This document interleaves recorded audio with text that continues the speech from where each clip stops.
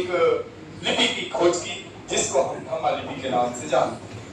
धम्मा लिपि क्योंकि धम्म की बाणी उसमें लिखी गई है, जो शासनादेश हैं सारे धम्म के ही शासनादेश हैं, तो इसलिए उसको धम्मा लिपि के नाम से जानते हैं।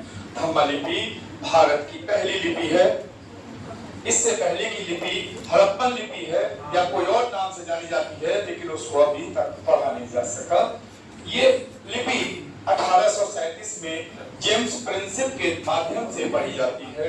उन्होंने बहुत ही मेहनत करके बहुत ही लगन से इस लिपि को पढ़ दिया और आज हम देखते हैं कि 189 वर्ष ही गुजरा हुआ है। 2026 में से आप पहले घटा के लिख लीजिए, 2026 में से घटाइए 1837, बस यही डेट है जहां से हम लोग बुद्ध को जाने हैं। और सर और हमारे तमाम संसद के लोगों ने इस धर्म को इतना स्थापित कर दिया है 200 वर्षों के अंदर ही कि हम लोग पूरे भारत को बुद्धमय देख रहे हैं अपनी आंखों से।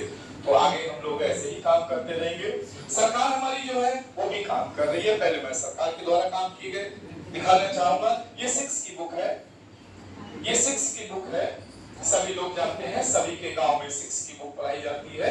हमारे जमाने में नहीं था, लेकिन ये 6 की बुक में सरकार ने रोमनदेही का शिलालेख पहले ही अध्याय में लगाया है। किसी चीज को अगर पहले अध्याय में लगाया जाता है तो इसका मतलब होता है कि वो बहुत ही महत्वपूर्ण चीज है। और बाबा साहब का एक कोटेशन मुझे आज याद आ रहा है, आपके साथ शेयर करूंगा। जल्दी जल्दी बोलेंगे जिससे टाइम कम है। कि बाबा साहब ऐसे ही कक्षा में बैठे थे, एक टीचर ने पूछा, एक क्वेश्चन पूछा, ये बताओ बेटा सब लोग कि वो कौन सी चीज है जिसको आप देख तो सकते हो लेकिन छू नहीं सकते। तो बाबा साहब ने कहा मैं भी बताऊं क्या? तो उन्होंने कहा वो घड़ा है सर, जो मैं छू नहीं सकता देख तो सकता हूं।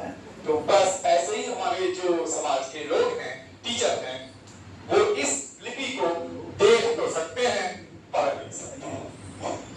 ये वाला क्वेश्चन यहीं पे फिट होता है।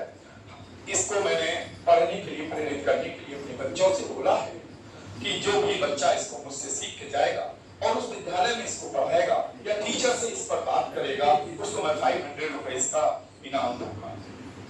बहुत सारे बच्चे इस तरीके से सीख रहे हैं।